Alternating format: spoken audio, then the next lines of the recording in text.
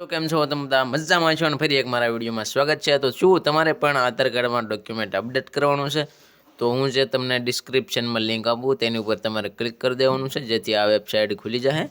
તો અહીંયા લખેલું છે ડોક્યુમેન્ટ અપડેટ અને clear help to upload your proof of identity. આ તારીખ તો આની વહી ગઈ છે પણ આપણે વિડીયો રેકોર્ડિંગ પહેલાં કરેલો હતો। તો સૌથી પહેલાં તો આપણે લોગિન બટન ઉપર ક્લિક કરી દઈશું।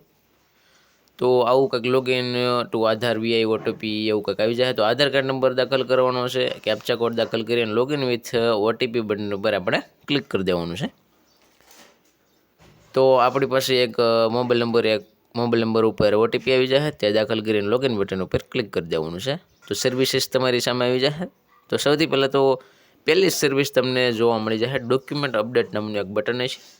તો અહીંયા લખેલું છે ડોક્યુમેન્ટ અપડેટ। તો આપણે તેની ઉપર ક્લિક કરી દઈશું જે એરો હોય છે। ત્યારબાદ આવું ઇન્ટરફેસ આવશે તો તમારે ઇગ્નોર કરીને નેક્સ્ટ બટન ઉપર ક્લિક કરી દેવાનું છે।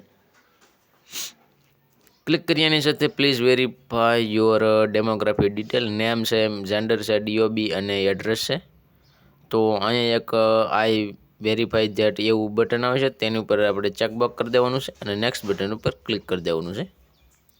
ક્લિક કર્યાની સાથે આપણી સામે કંઈક બીજું ઇન્ટરફેસ આવશે। તો ગાઈડલાઇન ફોર અપલોડિંગ ડોક્યુમેન્ટની સાઇઝ 2 MBની હોવી જોઈએ અને ફોર્મેટ જેપીજી, પીએનજી અને પીડીએફ ફોર્મેટમાં અપલોડ કરવાના રહેશે।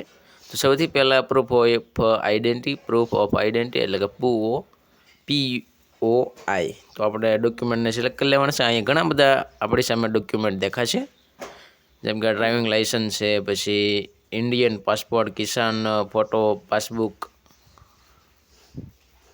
તમે જોઈ શકો છો ઘણા બધા અહીંયા મનરેગા જોબ કાર્ડ છે, માર્કશીટ સર્ટિફિકેટ છે, પાન કાર્ડ પણ અહીંયા આપેલું છે। તો વોટર આઈડેન્ટિટી કાર્ડનું પણ અહીંયા ઓપ્શન આપેલું છે। તો આપણે સૌથી પહેલાં તો એસટી, એસસી અને ઓબીસીનું સર્ટિફિકેટ યુસીડ બાય સેન્ટ્રલ ગવર્મેન્ટ અથવા તો સ્ટેટ ગવર્મેન્ટ આપણે એ અપલોડ કરવાનું છે। આપણે ઓકે બટન ઉપર ક્લિક કરી દઈશું।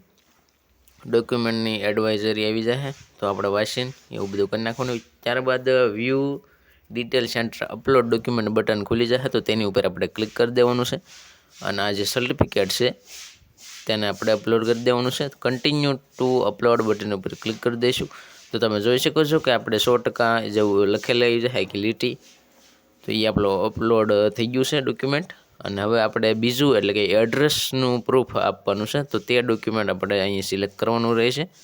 તો ઉપરની પદ્ધતિ પ્રમાણે અહીંયા સિલેક્ટ કરવાનું છે, તમારા અકોર્ડિંગ પ્રમાણે તમે ડોક્યુમેન્ટને સિલેક્ટ કરીને અપલોડ કરી દેજો। અહીંયા આપણે વોટર બિલને સિલેક્ટ કર્યું છે, ત્યારબાદ ઓકે બટન ઉપર ક્લિક કરી દઈશું અને જે ઉપરની રીત હતી તે જ રીતે આ કરી દેવાનું છે અને ટિક બોક્સ કરીને નેક્સ્ટ બટન ઉપર ક્લિક કરી દેવાનું છે। ક્લિક કર્યાની સાથે આપણી સામે કંઈક આવું ઇન્ટરફેસ આવશે એટલે પોપઅપ આવશે તો આપણે કન્ફર્મ એટલે કે ઓકે બટન ઉપર ક્લિક કરી દેવાનું છે। ત્યારબાદ dear resident this service is free of cost તો આ ફ્રી ઓફ કોસ્ટ છે સર્વિસ। તો આપણે સબમિટ બટન ઉપર ક્લિક કરી દઈશું।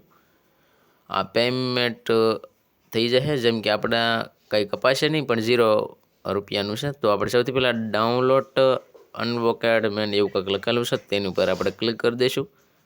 તો બસ મિત્રો આવી જ રીતે ડોક્યુમેન્ટને અપલોડ કરવાના હતા તો તમે જોઈ શકો છો સ્ટેટસમાં કમ્પ્લીટેડ એવું લખેલું આવી ગયું છે। તો બસ મિત્રો આમાં એટલું જ હતું। મળીશું એક નવા વિડીયો સાથે, નવા ટોપિક સાથે। જો આ વિડીયો પસંદ આવ્યો તો લાઇક શેર કરવાનું ભૂલતા નહીં, અમારી ચેનલમાં નવા હોય તો સબસ્ક્રાઈબ કરવાનું ભૂલતા નહીં। આવજો।